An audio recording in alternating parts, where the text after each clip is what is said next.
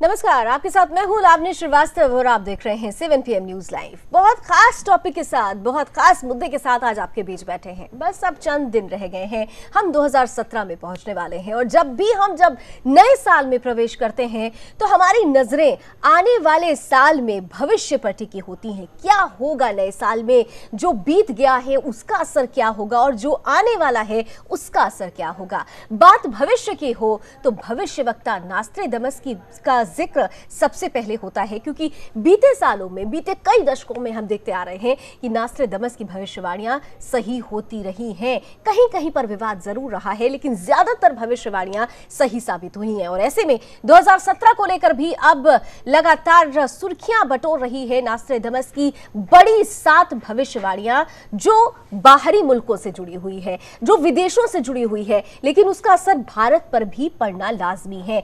आज खासतौर से हम नास्ट्रेडमस की उन्हीं 7 भविष्यवाणियों पर चर्चा करने की कोशिश करेंगे और यह भी समझना चाहेंगे कि वो भविष्यवाणियां जो कहीं ना कहीं से कई बार विवादों की श्रेणी में भी आई हैं, क्योंकि ये भविष्यवाणियां कोड में के रूप में थी, कविता के रूप में थी, कितनी सटीक साबित हो रही हैं और आने वाले समय में इसकी प्रासंगिकता कहां से कहां तक पहुंचेगी। कुछ ही पल में कुछ खास मेहमान भी हमारे बीच होंगे। शुरुआत इस रिपोर्ट के साथ करते हैं।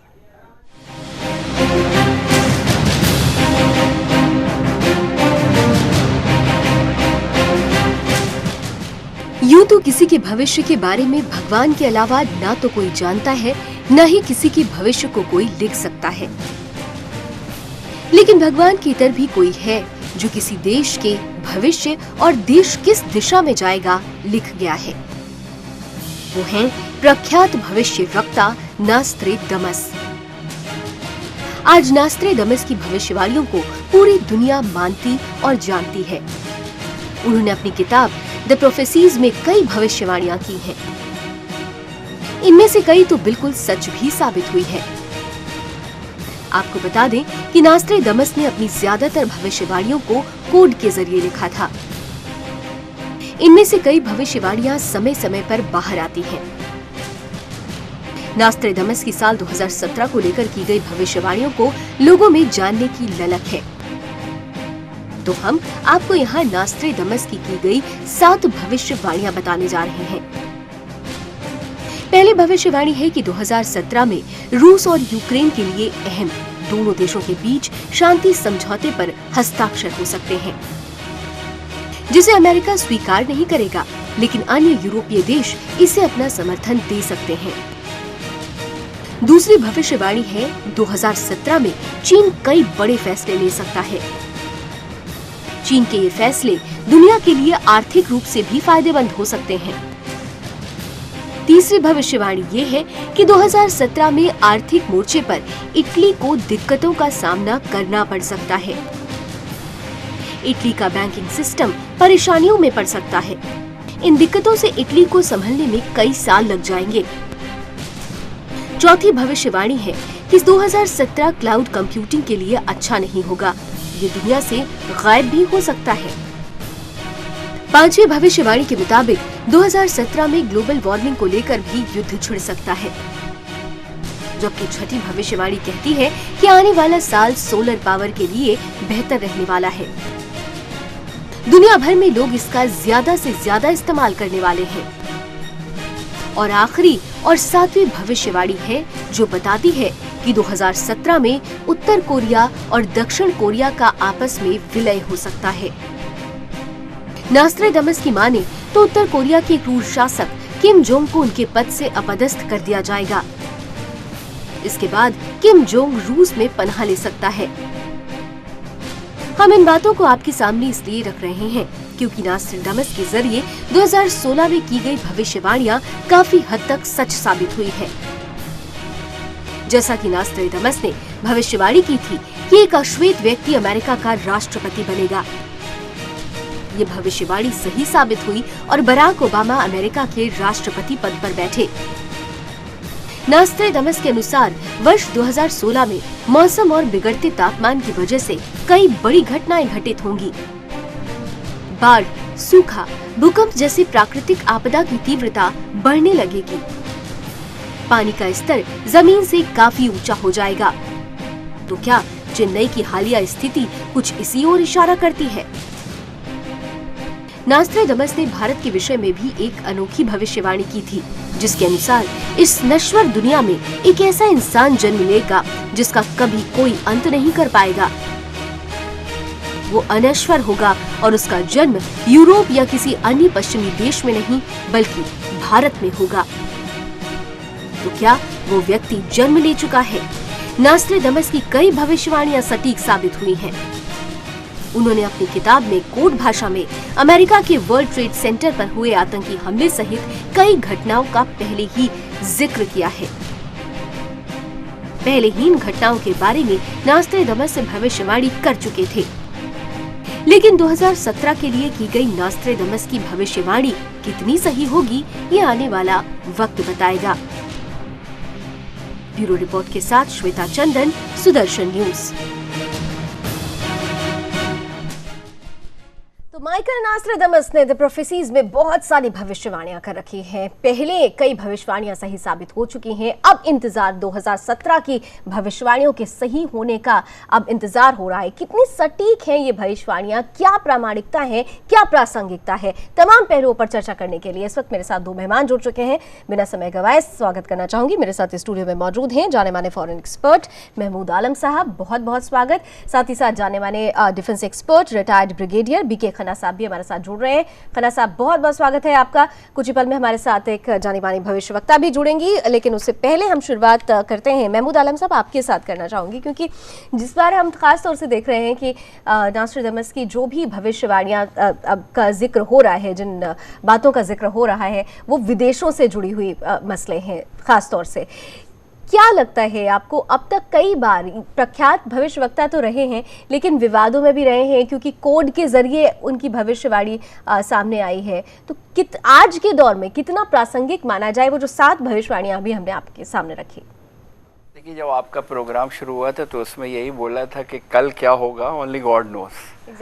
ठीक है, लेकिन उसके साथ साथ इन्होंने जो भविष्यवाणियाँ की हैं तो काफ़ी सही भी साबित हुई हैं।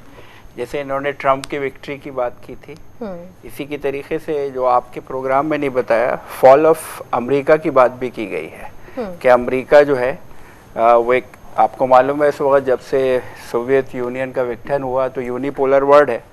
इस वक्त तो सबसे बड़ी सुपर पावर यूएसए ही है, लेकिन उसके फॉल की बात की जा रही है और चाइना किस तरीके से उभरेगा, एक सुपर पावर बनेगा और किस तरीके से जिक्र है, चीन जिस तरीके से उभरेगा करेगा।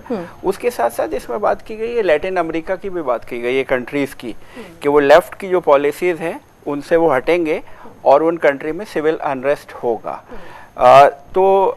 ये अब जो देखिए, जैसे कि अब यहाँ पे जो 7 की आपने बात की है उसमें चाइना के बारे में तो देखिए आपको अच्छे तरीके से मालूम है। इस वक्त अगर यूएसए को कोई हम एक एक करके हम जिक्र करेंगे, लेकिन जो मेरा सवाल ये था कि हम कितना प्रासंगिक समझे इस भविष्यवाणी को, आप कितना इत्तेफाक रखते हैं ये जो भविष्यवाणियां की गई हैं द प्रोफेसीज में? देखिए, अगर साइंस उसके हिसाब से करें तो मैं इसके बारे में ज़्यादा कुछ नहीं बोलूँगा, लेकिन उनकी कुछ भविष्यवाणियाँ हुई हैं, सही साबित हुई हैं, लेकिन वो कोडेड थी उनकी, और उसको अनकोडेड कौन करता है, इसके पीछे क्या स्ट्रेटेजी है, क्या मैकेनिज्म अपनाया जाता है, ये बहुत सारी, ये एक मिस्ट्री है हमारे लिए।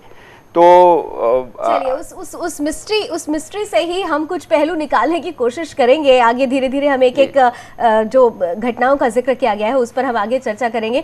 मैं फर्स्ट कमेंट बीके खन्ना साहब से भी ले लेती हूँ। खन्ना साहब, आप जाने माने रक्षा विशेषज्ञ हैं, हम देख रहे हैं कि जो 7 भविष्यवाणियां नास्ट्रेडमस की गई हैं, खास तौर से रक्षा क्षेत्र में बहुत तरीके से क्या स्थिति में क्या बदलाव आएगा, तमाम जो 2 देश हैं जिसमें कभी युद्ध चल रहा है उनमें मित्रता हो जाएगी, मित्रवत देश दुश्मन हो जाएंगे। तो सबसे पहले तो मैं आपका फर्स्ट कमेंट चाहूंगी कि नास्ट्रेडमस की जो भविष्यवाणियां होती हैं आप उससे कितना इत्तेफाक रखते हैं?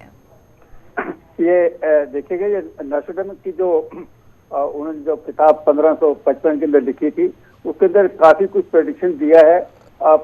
जैसे कि पहले जो है मेरे मित्र बोल रहे थे कि ये कोडेड वर्ड में है, तो वो जो है हम उसको लगा रहे हैं। अभी जैसे ट्रम्प नहीं उन्होंने बोला, ट्रम्पेट बोला है, तो वो ट्रम्प को मतलब बोले कि ट्रम्पेट ट्रम्प का लाभ ले लिया है। और एक चीज मैं और बताना चाहूंगा, ये जो प्रेडिक्शन किया हुआ कि जो है यूएसए बिल्कुल डूम हो जाएगा, तो थोड़ा सा मेरे को तो थोड़ा डाउट लगता है, क्योंकि ये अमेरिका के अंदर डेमोक्रेसी है, कोई डिक्टेटरशिप नहीं है कि जो ट्रम्प कहेगा वही मान लेगा वहां पर रहने के लिए। तो ये लगता नहीं कि वहां पर होगा। तीसरा ये बात है कि चाइना के बारे के अंदर भी अभी एक रिपोर्ट जैसे आपने देखी होगी कि स्टैटफोर्ड की एक रिपोर्ट आई है इंटेलिजेंस रिपोर्ट के अंदर कि चाइना के अंदर भी अभी 2-3 प्रॉब्लम इंटरनली या एक्सटर्नली उनको दोनों प्रॉब्लम आ रही हैं, और वो है इनकी हाउसिंग की प्रॉब्लम आ रही है, कंस्ट्रक्शन सेक्टर के अंदर इनके स्लो डाउन होने का अंदेशा है ये 21 साल के अंदर रखने। तो एकदम से उभर के आ जाना तो प्रेडिक्शन लगती नहीं है, यानी कॉन्ट्रडिक्शन है, कुछ बातें सही, जी खन्ना साहब, यानी कॉन्ट्रडिक्शन है, कुछ बातें सही होती हुई साबित हो रही है, कुछ बातों में फिर भी संशय है।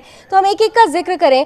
मैं शुरुआत करती हूँ, जैसे पहली भविष्यवाणी की अगर बात की जाए कि रूस और यूक्रेन में के संबंध अच्छे हो जाएंगे, समझौता हो जाएगा, मैं कमेंट चाहूंगी महमूद आलम साहब की तरफ से, विदेश मामलों के जानकार हैं, खासतौर से मालूम है रशिया और यूक्रेन जो है दोनों पड़ोसी हैं, और क्रीमिया और उसके ऊपर लेके जो उनमें जंग हुई है, कितने मतलब वो पूरा उनका जो है इलाका जो है पूरा इफेक्टेड हुआ है।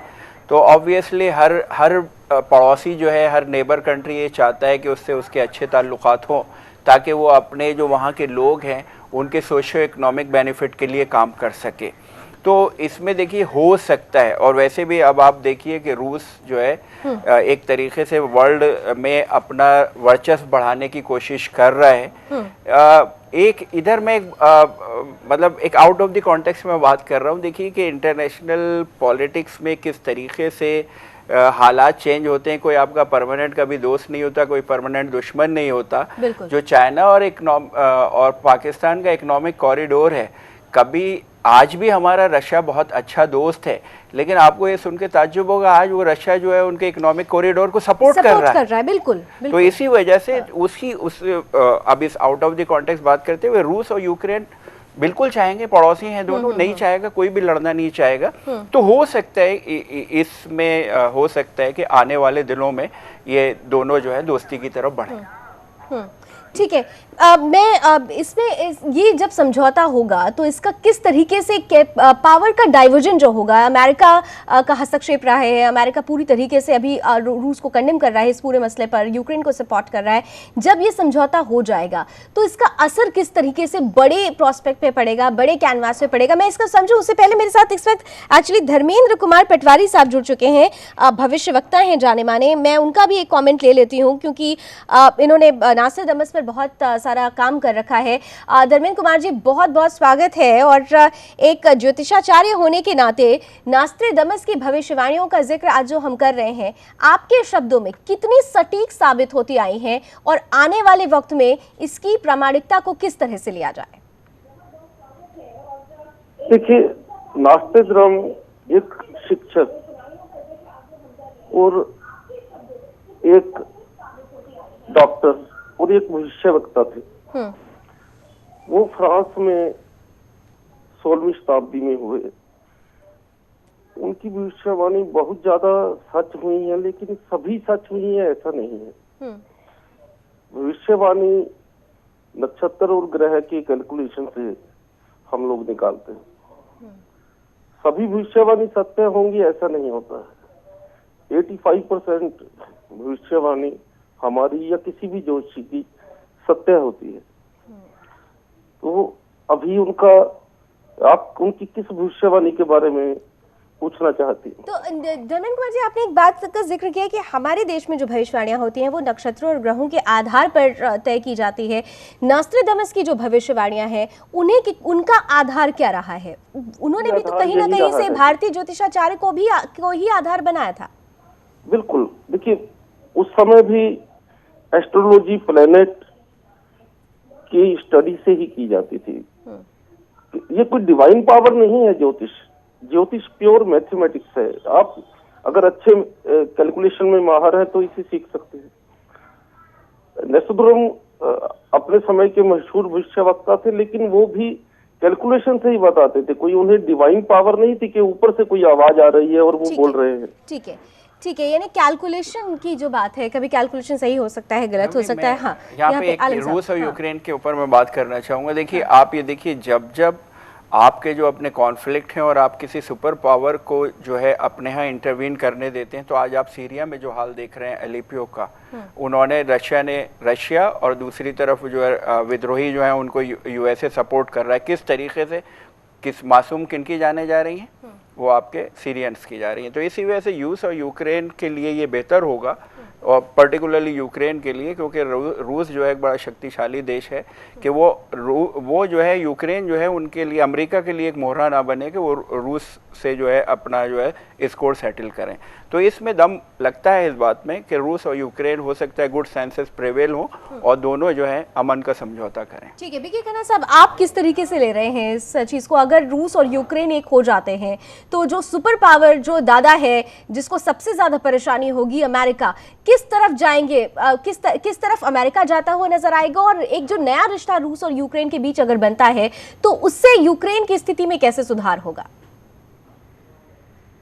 ये देखिएगा कि मेरे हिसाब से तो अगर मेरे को प्रेडिक्शन करना है तो देखा तो जैसे हालात बन रहे हैं तो रशिया मेरे को लगता है कि ज्यादा पावरफुल होगा, और ये जो अमेरिका है अभी जो है इंक्लूसिव, जो ट्रम्प की जो उन्होंने इलेक्शन के टाइम के अंदर बताया था, तो वो जितना भी अपने आप को इंक्लूसिव जो चाह रहे हैं कि वो अमेरिका के अंदर ही रहे, चाहे बाहरी में जाएंगे या नहीं, पर प्रेडिक्शन तो यही उन्होंने कहा कि हम नहीं जाएंगे। और उसी सामने है, अगर आप देखा जाए तो पुतिन है जो रशिया की तरफ से वो आगे अपने एक्सपेंड कर रहे हैं, और ये यूक्रेन के साथ में भी कर देंगे। तो मेरे हिसाब से तो अमेरिका, जो रशिया है उसका इन्फ्लुएंस जो है 2017 के अंदर ज्यादा बढ़ जाएगा, और वो जो सुपर पावर कम थी नीचे वो अभी ऊपर कर आएगी कि हो सकता है कि वो आगे यूएस को भी आगे मार देते।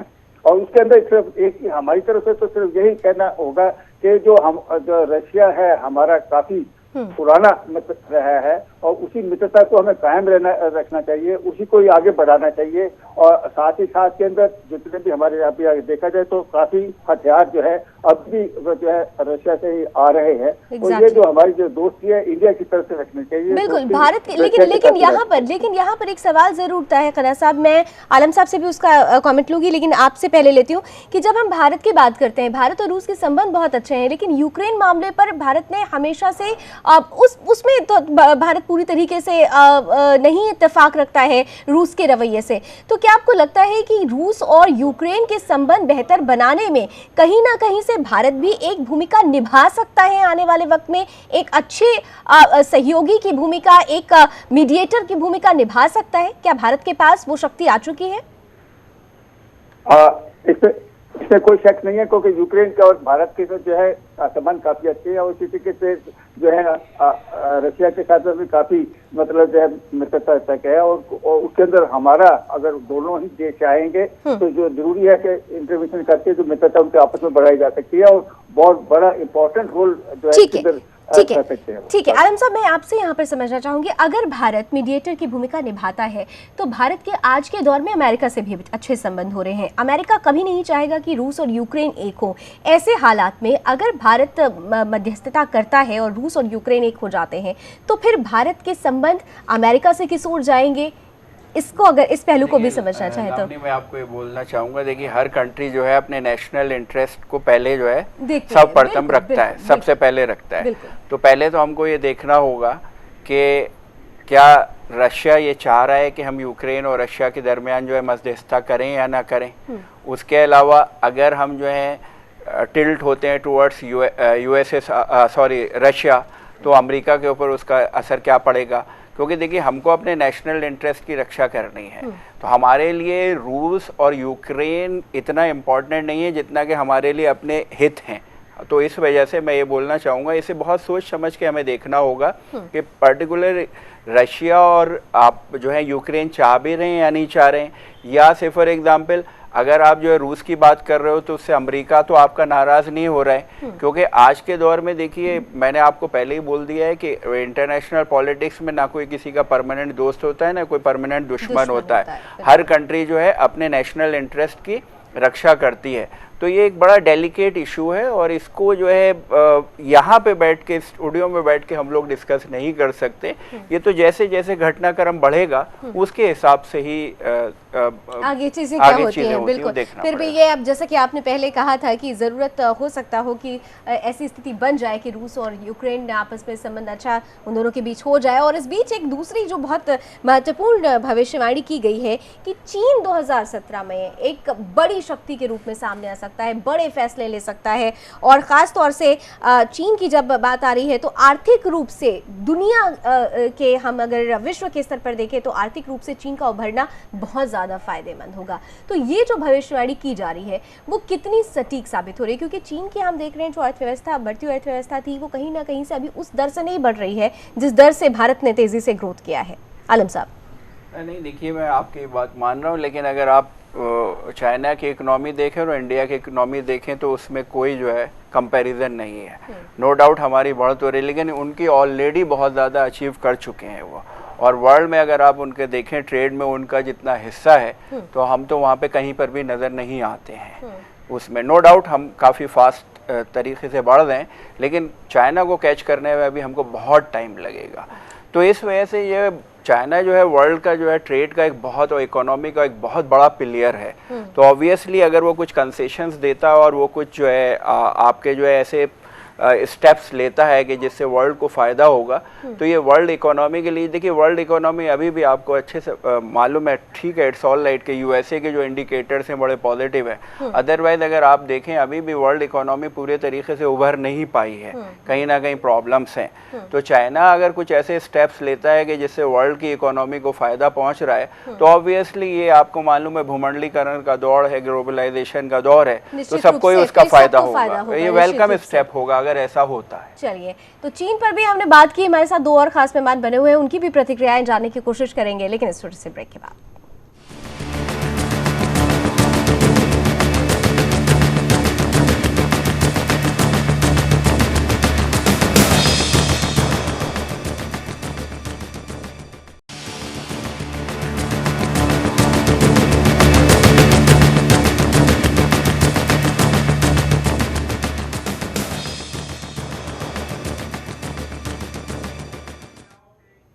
तो आज हम खास तौर से बात कर रहे हैं नास्ट्रेडमस की उन 7 भविष्यवाणियों की जो 2017 में घटित हो सकती हैं, जो घटनाएं उनके ऊपर हम खास तौर से चर्चा कर रहे हैं। कितना बदलाव आएगा 2017 में अंतर्राष्ट्रीय स्तर पर संबंधों को लेकर, वैश्वीकरण को लेकर, और साथ ही साथ जो आधार बनाया गया है इन भविष्यवाणियों का, वो आधार कहाँ तक सत्य है, तथ्यों पर आधारित है, इन तमाम चीज़ों का हम जिक्र कर रहे हैं। 3 खास मेहमान मेरे साथ लगातार बने हुए हैं, बीके खन्ना साहब, महमूद आलम साहब और ज्योतिषाचार्य धर्मेंद्र कुमार जी भी जुड़े हुए हैं। मैं धर्मेंद्र कुमार जी से एक चीज़ समझना चाहूँगी, ज्योतिषाचार्य हैं धर्मेंद्र जी, खास तौर से अब जो ये भविष्यवाणियाँ की जा रही हैं नास्ट्रेडमस की तरफ से, ये कहा जाता रहा है कि ये कोड के जरिए की जाती रही हैं, कविता फॉर्म में रही हैं, तो जो इनकी प्रामाणिकता है, जो इनकी सत्यता है, हम ये कहें कि हर व्यक्ति अपने तरीके से उसको डिकोड कर रहा है, अपनी तरीके से समझ रहा है, या वाकई जो भविष्यवाणियाँ। हाँ जी, मैं एक बात आपको थोड़ा सा आपका समय लेना चाहता हूँ। जी जी। इनकी जो भी भविष्यवाणी है वो पोइट्री में है, किसी का कोई नाम नहीं लिखा गया है, और हम लोग इसको किसी भी देश से जोड़ लेते हैं, क्योंकि ये देश उस समय इन नामों से जाने नहीं जाते थे। दूसरे नंबर पर अगर आप ये सभी पोइट्री पढ़ते हैं तो जो भी हम ज्योतिष लोग हैं इसे एक अंदाजे से देखते हैं कि ये भारत से जुड़ी हुई है, ये यूक्रेन से जुड़ी हुई है, ये उस देश से जुड़ी हुई है, और ये हमारे प्रेडिक्शन है। उनके प्रेडिक्शन क्या थे वो जानते हैं, लेकिन उस प्रेडिक्शन को हम एक खास धरती से जोड़ लेते हैं, जैसे भारत से भी जोड़ी हुई हैं बहुत सारी। यहाँ नास्ट्रेडमस जी जिस समय में थे उस समय भौगोलिक स्थिति और थी, उस समय प्रेडिक्शन करने का ढंग कुछ और था। अगर वो किसी लड़ाई की बात करते हैं तो उस समय छोटे छोटे युद्ध होते थे, उन्होंने वो युद्ध देखे थे और उन युद्ध के आधार पर उन्होंने उसे विश्व युद्ध या दूसरे युद्ध का नाम दे दिया। उस समय यूएनओ तो था ही नहीं, अब बहुत सारे युद्ध यूएनओ के कारण भी नहीं होते ना, तो यूएनओ तो उस समय में था नहीं, तो उन्हें क्या ये अंदाजा नहीं हो सकता था भी कोई ऐसी पावर भी है जो दोनों देशों को रोक सकती है, झगड़ा नहीं होने देगी, तो उनकी भविष्यवाणी सत्य ही होगी। उस समय में हो सकता है उन्हें विश्वास रहा हो, लेकिन आज स्थिति बदल गई है। आज युद्ध को रोकने के बहुत सारे हमारे पास ढंग है। ठीक है, यानी बिल्कुल बिल्कुल सैकड़ों साल पहले की स्थिति और अब की स्थिति में बहुत बड़ा परिवर्तन आया है और तमाम तरीके से जो भविष्यवाणियां की गई हैं अपने अपने हिसाब से लोग उसको प्रेडिक्ट कर रहे हैं। सत्यता कई बार इसलिए सत्य हो जाती है, कई बार चीजें सत्य भी हुई और यही वजह है कि नास्ट्राडामस की भविष्यवाणियों को लोग सत्य मानकर ही आगे बढ़ते हैं। बहरहाल मेरे साथ बीके खन्ना साहब भी जुड़े हुए हैं। खन्ना साहब, जब हम खास तौर से विदेशों की बात करते हैं, अंतर्राष्ट्रीय स्तर पर क्या बदलाव, क्या परिवर्तन हो रहा है, तो हमने अमेरिका, रूस, यूक्रेन और चाइना की बात कर ली, लेकिन खास तौर से हमने देखा है कि वैश्विक स्तर पर अर्थव्यवस्था में काफी बड़ा बदलाव आएगा। ये कहा जा रहा है कि जो अर्थव्यवस्था है वो कहीं ना कहीं से अगर हम ये माने कि इस वक्त यूरोपीय कंट्रीज आगे बढ़ रही हैं तो आने वाले वक्त में वो शिफ्ट हो जाएगा एशिया की तरफ। अब यूरोप से ज्यादा एशियाई कंट्रीज ज्यादा अर्थव्यवस्था के मामले में बॉस हो जाएंगी। तो ये जो बातें हैं, आप इससे कितना इत्तेफाक रख रहे हैं? क्या वाकई ऐसे हालात बन रहे हैं? ये तो बिल्कुल ठीक है कि उसी के अंदर ही नॉस्ट्राडामस के प्रेडिक्शन के अंदर यही बताया गया कि इटली के अंदर जो है ज्यादा दो तरह का, क्योंकि वहाँ पर बैंकिंग क्राइसिस होगी, वहाँ पर इकोनॉमिक क्राइसिस वगैरह होगी, तो उनको बहुत बड़ा जो है धक्का लगेगा। ये उसी की प्रेडिक्शन के अंदर करने के लिए यूरोपियन यूनियन के अंदर है, अभी तक उनकी जो इकोनॉमिक अभी तक उभरी नहीं है, इसमें कोई शक नहीं है। एक ही ये जो प्रेडिक्शन बताया है कि चाइना की जो है बहुत अच्छे इकोनॉमिक स्टेप वगैरह लेगा, पर उनकी अपनी तो पहले स्टेप ले ले के अपने वापस लेके आए। अगर देखा जाए तो अभी उनकी जो है इकोनॉमी थोड़ा सा नीचे जा रही है, एकदम ऊपर नहीं आ रही है। कुछ इंटरनली उनको प्रॉब्लम है, उनको एक्सटर्नली प्रॉब्लम, दोनों तरह से प्रॉब्लम वगैरह भी है। अपनी इकोनॉमी पहले अगर उसको ठीक ठाक से कर लेते हैं, उसके बाद में वो बाकी के मुद्दों के अंदर करेंगे तो बहुत अच्छा स्टेप है। लेकिन आलम साहब हमारे साथ हैं, विदेश मामलों के जानकार हैं। उनका कहना है कि स्थितियां अभी जो भी हों, लेकिन चीन अभी भी उस हालत में है कि वो बड़े डिसीजंस ले सकता है और उस डिसीजन के चलते पूरी दुनिया कहीं ना कहीं से चीन पर अभी भी डिपेंडेंट है। तो चीन की अर्थव्यवस्था धीरे धीरे आने वाले वक्त में फिर से अपने उस टॉप पोजीशन पर पहुंच जाएगी। खन्ना साहब, नहीं, वो तो इसलिए है कि देखिएगा कि अभी चाइना का जब देखते हैं, चाहे वो अमेरिका के अंदर है, चाहे वो यूरोप के अंदर है, चाहे भारत के अंदर देखें, तो ज्यादातर जो है ये चीप जितने भी है कंज्यूमेबल गुड्स वगैरह सभी अमेरिका चाइना के ही जा रहे हैं, को चीप कर रहा है। तो इकोनॉमी तो न कहीं के कहीं उनका इन्फ्लुएंस तो है हर एक जगह के ऊपर रखने के लिए, और उसी के तहत ही जो है आमतौर पर वो ये भी कह रहे थे, अभी जैसे कई बार पीछे करके आया था ना कि नहीं हम चाइना से कोई गुड्स वगैरह नहीं लेना चाहिए, तो उन्होंने चैलेंज किया था कि आप हमारे साथ में चैलेंज कर, आपकी इंडस्ट्री के साथ में चैलेंज कर नहीं सकती है, तो ये आपको ही नुकसान होगा अगर आप हमारा सामान ही लेंगे। तो कहने का मतलब है यस, अभी तो उस स्थिति के अंदर तो है, पर मेरा ये कहने का है कि कुछ एक हालात इंटरनली भी हुए हैं, क्योंकि कंस्ट्रक्शन एरिया के अंदर है, और उसको पहले जो है अपने उभारने की कोशिश करेंगे, इसके बाद में बाकी को जाने। ठीक है आलम साहब, आप कितना इत्तेफाक रखते हैं? ठीक है खन्ना साहब, ठीक है खन्ना साहब। आलम साहब, आप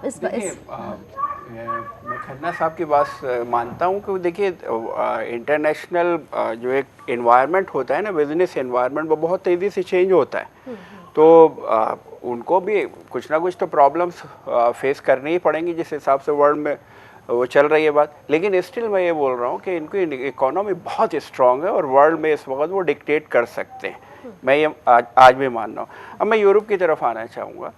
देखिए इटली का जैसे उन्होंने बोला, तो आप ग्रीस में देख रहे हैं, ग्रीस में क्या हाल चाल है, और अभी जिस तरीके से यूके जो है बाहर हुआ आपके इससे यूरोपीय संघ से, तो उसमें फिर आपने डॉलर वीज़ा विज़ आपका पौंड वीज़ा विज़ यूरो, तो बहुत सारी प्रॉब्लम्स यूरोप में हो रही हैं। अब यूरोप में देखिए इन्वेस्टमेंट पे इतना रिटर्न्स भी नहीं मिल रहा है, तो इसी वजह से जो इन्वेस्टर्स हैं वो देखते हैं उन डेस्टिनेशंस को देखते हैं जहाँ पे उनको जो है ज़्यादा रिटर्न्स मिलेगा, तो उसमें विश्वास बिल्कुल ख़त्म ख़त्म है। तो उसके ऊपर तो इस वजह से जो है वो एशियन कंट्रीज़ की तरफ आते हैं। अब एशियन कंट्रीज़ में जो इंडिया एक बहुत बड़ा नाम है, चाइना तो है ही है, खैर चलिए, उसके बाद मलेशिया है, इंडोनेशिया है, सिंगापुर है आपका, उसके अलावा अब थाईलैंड की तरफ लोग देख रहे हैं, तो ये बहुत सारी, तो नो डाउट एशिया में जो है आपका जो है यूरोप में स्लो डाउन है, यूएसए में स्लो डाउन है, तो जो वर्ल्ड में जो इकोनॉमी जो है, जो अगर अब जैसे आप इंडिया की इकोनॉमी देख लिए, रशिया यूएसए की इकोनॉमी देखिए किस हिसाब से तरक्की कर रही है, और इंडिया को देख लिए, ये सारी प्रॉब्लम्स के बावजूद भी 7.5 पौने 8% के हिसाब से हम लोग ग्रो करेंगे। हाँ। तो इस वजह से नो डाउट जो हमारी एशियन इकोनॉमीज जो है या एशियन कंट्रीज जो है वो ज़्यादा तेज़ी से तरक्की करेंगे एज कम्पेयर टू यूरोप। यानी वही जो मैंने शिफ्टिंग वाली बात कही थी कि विश्व गुरु जो है, अब हम एक समय था कि यूरोप की बात थी, अब वही शिफ्ट होकर एशिया की तरफ। देखिए ये प्योर इकोनॉमी है, जहाँ पे लोगों को ज़्यादा रिटर्न्स मिलेगा वो लोग वहाँ पे आएंगे, बिल्कुल वहाँ पे इन्वेस्टमेंट करेंगे निश्चित रूप से। तो इटली में खासतौर से हमने देखा है, अगर हम इटली का जिक्र कर रहे हैं तो 10 सालों से इटली का ब्रांड कोई नहीं खरीद रहा है, लेकिन फिर भी हमने बीते अगर हम 1.5 सालों की बात करें तो एक शुरुआत हुई है। तो ये इस शुरुआत के बाद, ये जो शुरुआत हुई है, क्या आपको लगता है कि इस शुरुआत के बाद इटली की हालत सुधरेगी या फिर जो हालात हैं वो बद से बदतर होते चले जाएंगे?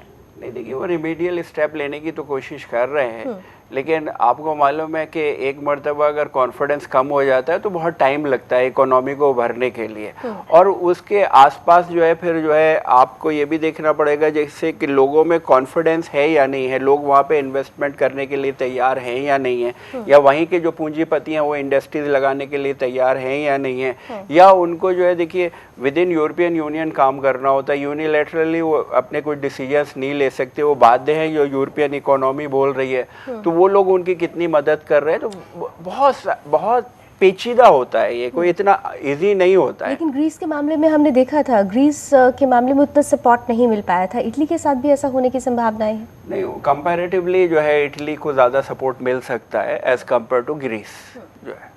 ठीक है, अब मैं धर्मेंद्र जी के पास जाना चाहूँगी। धर्मेंद्र जी, हम यहाँ पर विदेश मामलों के जानकार हैं, रक्षा विशेषज्ञ हैं, उनसे तो हम चीज़ों को समझ ही रहे हैं, लेकिन अब ज्योतिष के आधार पर जब चीज़ें देखी जाती हैं, जब नास्ट्राडामस ने ये भविष्यवाणियाँ की थी उस समय और अब के समय में जो एक बदलाव, बड़ा बदलाव है, उस बदलाव का आधार उन्होंने क्या रखा होगा, ये एक आम इंसान भी जानना चाहेगा कि अगर 600 साल पहले कोई बैठकर भविष्यवाणी कर रहा है तो उसका आधार उन्होंने बनाया क्या होगा? धर्मेंद्र जी डिटेल में बताना चाहूंगा अगर समय हो तो। जी जी जी। ज्योतिष में ग्रह और नक्षत्र विशेष रूप से पढ़े जाते हैं या उनकी कैलकुलेशन की जाती है। आज से लगभग 1000 साल बाद भी अगर आप जानना चाहें कि सूर्य किस राशि में है या बुध किस राशि में है या किस नक्षत्र में है, तो कैलकुलेशन के जरिए उसे जाना जा सकता है कि 2017 में शनि धनु राशि में होगा या मंगल इस राशि में होगा, तो उस राशि का क्या प्रभाव किस स्थान पर पड़ेगा, ये ज्योतिष के कैलकुलेशन का सिद्धांत होता है। नास्ट्राडामस जी अगर ज्योतिष ही करते थे तो ज्योतिष तो उनका कैलकुलेशन पर आधारित होगा ना कि वो कोई अंदाजा लगा रहे थे। नहीं, तो सवाल तो फिर धर्मेंद्र जी ये भी उठेगा कि नास्ट्राडामस की भविष्यवाणियां ही क्यों सटीक मानी जाती रही हैं? ऐसे तो बहुत सारे भविष्यवक्ता रहे हैं, भविष्यवक्ता तो अगर हम आज की तारीख में भी देखें तो कई भविष्यवाणियां कर सकते हैं बैठ के लोग, लेकिन नास्ट्राडामस को ही क्यों सबसे ज्यादा प्रसिद्धि मिली, उनकी भविष्यवाणियों को ही सटीक क्यों माना गया? देखिए आप सुन लीजिए जी, हमारे हिंदुस्तान में या हमारे भारत में जो वैदिक ग्रंथ हैं उनमें भी बहुत सारी आने वाले समय की बातें लिखी हुई हैं और वो सच हुई हैं। हमारे भविष्य पुराण में आज के भारत की स्थिति पहले ही लिख दी गई थी। भविष्य पुराण में पाकिस्तान बनेगा या भारत के 3 टुकड़े होंगे ये पहले ही लिख दिया था, आज से 5000 साल पहले। लेकिन नास्ट्राडामस वर्ल्ड लेवल पर लिखते हैं, तो वर्ल्ड लेवल के देश उनसे प्रभावित रहते हैं, तो एक तो इसलिए उनका नाम ज्यादा चलता है। दूसरा, उनकी बहुत सारी भविष्यवाणियां अगर हम कहें 100 में से 70 सच हुई हैं, और वो सच हम इसलिए मानते हैं क्योंकि उसको पोइट्री से हमने अपने ढंग से पढ़ लिया है। उनकी पोइट्री को हमने अपने ढंग से जोड़ लिया है कि ये इस व्यक्ति से संबंध है। मैंने पहले भी शायद आपको बताया था कि उन्होंने लिखा एक अधेड़ आदमी भारत की तरक्की में साथ देगा 2017 में या 2013 से 2020 तक, तो उस अधेड़ आदमी को हमने मोदी से जोड़ लिया, लेकिन वहां तो मोदी लिखा नहीं है। तो ये सभी भविष्यवाणी हम लोग जोड़ते हैं, हम किसी एक व्यक्ति विशेष के साथ उस भविष्यवाणी का जिक्र बना देते हैं या किसी स्थान विशेष के साथ उसे जोड़ लेते हैं, लेकिन नास्ट्राडामस क्या कहने चाहते थे वो तो उन्हें पता है।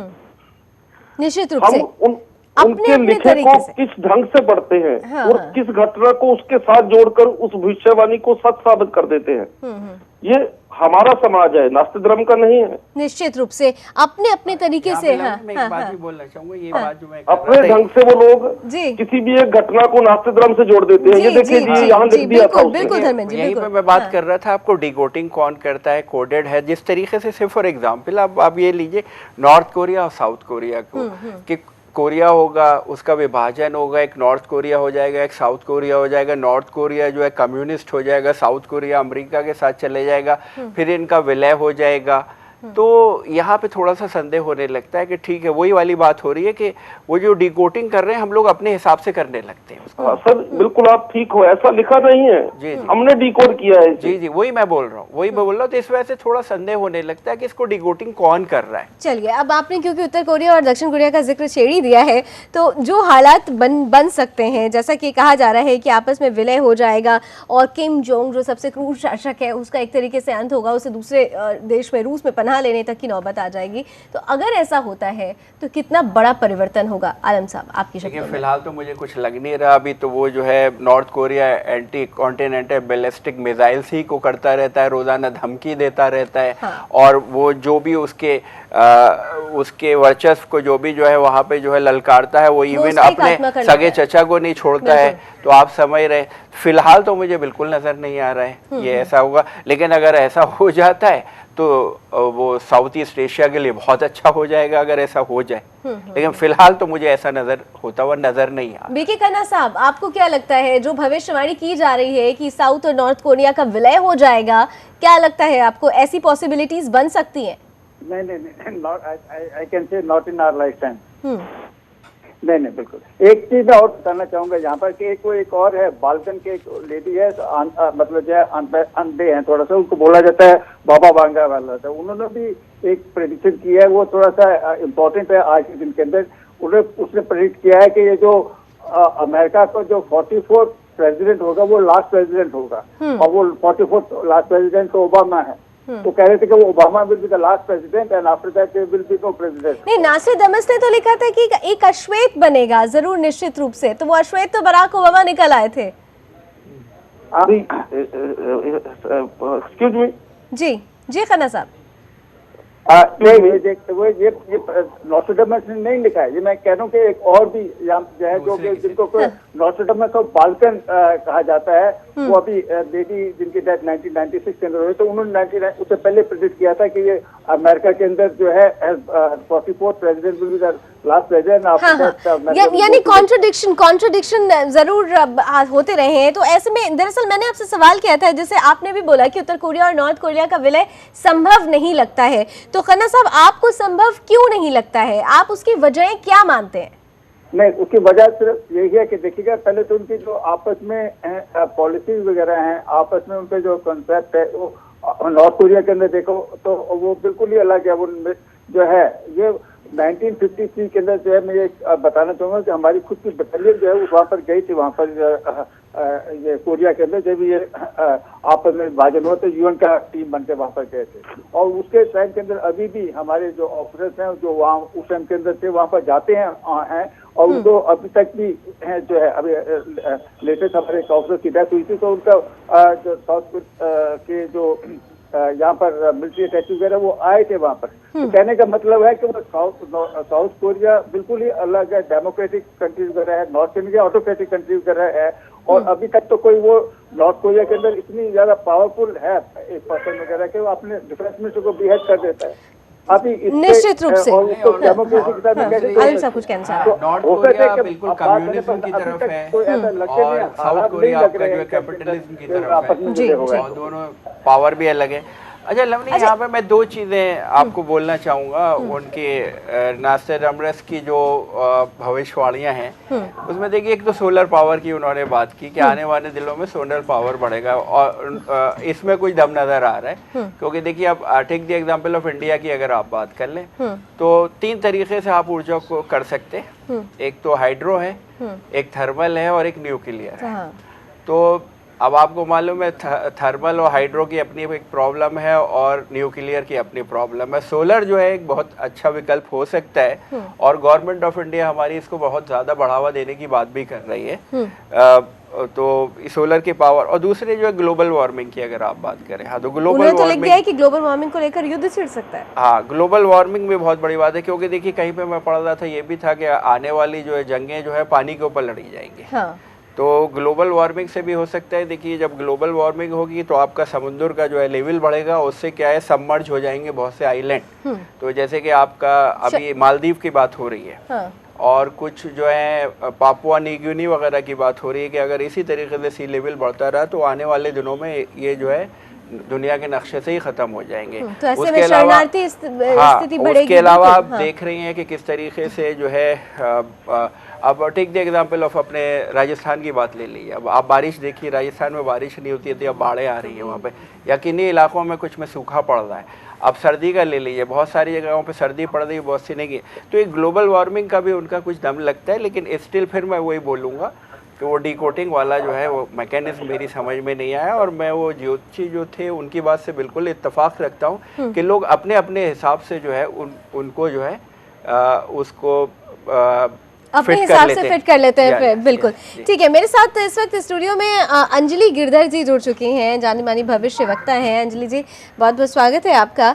और हम बहुत देर से नास्ट्राडामस की जो बातें हैं, जो भविष्यवाणियां हैं, उसको लेकर हम बातें कर रहे हैं।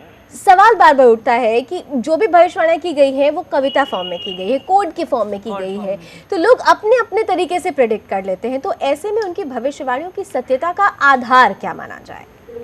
सबसे पहले मैं ये कहना चाहूँगी कि ज्योतिष जो विद्या है जो भगवान शिव ने महर्षि भृगु को दी थी, तो फर्स्ट ये बात कही थी कि पहला और अंतिम निर्णय मेरा होगा। तो इसलिए कोई भी एस्ट्रोलॉजर, कोई भी भविष्य वक्ता पूरी तरह से 100% भविष्यवाणी नहीं कर सकता, चाहे वो कितना। आज तक चैनल पे भी एक बार ऐसा हुआ था, बहुत सारे भविष्य उनको एस्ट्रोलॉजर्स को बुलाया था और उन्होंने चैलेंज किया।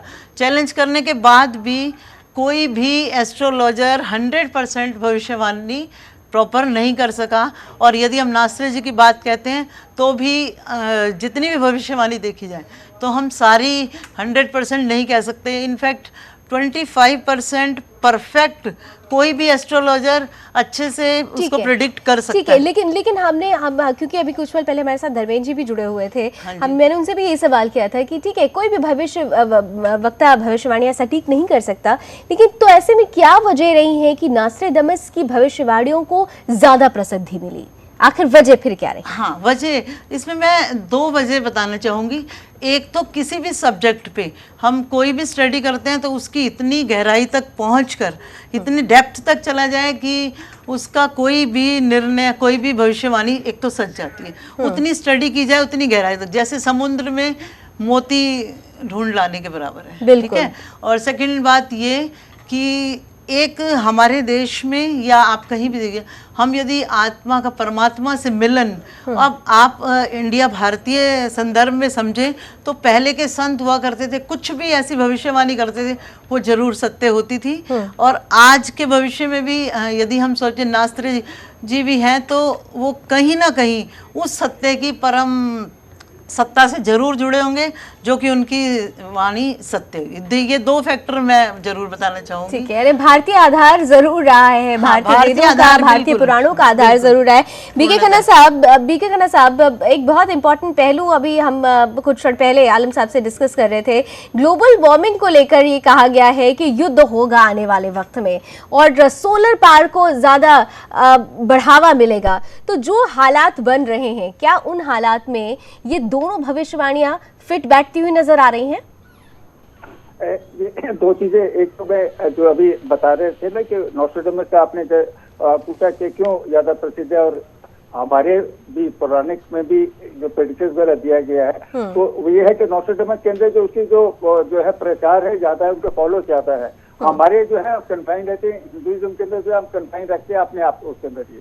अगर यही प्रचार हम भी प्रेडिक्शन वगैरह करें, जैसे कि हमारे एस्ट्रोलॉजर्स ने भी, हमारे जो ऋषि मुनियों ने किया, तो ये बहुत ज्यादा बढ़ेगा। जैसे हमारा योगा भी पूरे वर्ल्ड में चला गया, तो ये है क्या, जो उसका जो मीडिया की तरफ से प्रचार वगैरह होना है वो बहुत कम हुआ है इंडिया की तरफ से। दूसरा भी पॉइंट आपने जो रेज किया है ग्लोबल वार्मिंग का, उसके अंदर एक चीज है, पहले जैसे आप देखे इसने मिस्टर ट्रम्प ने बोला था कि हम जो है अमेरिका विड्रॉ कर देगा जो पेरिस समझौते से, एग्जैक्टली वहां पर के लिए, पर उसके अंदर जो है मेरे को लगता नहीं है कि वो विड्रॉ कर सकेंगे, क्योंकि ठीक है इलेक्शन के अंदर कहना कुछ बात अलग होती है, जब आप सीट के अंदर बैठ जाते हो तो वो अलग हो जाता है।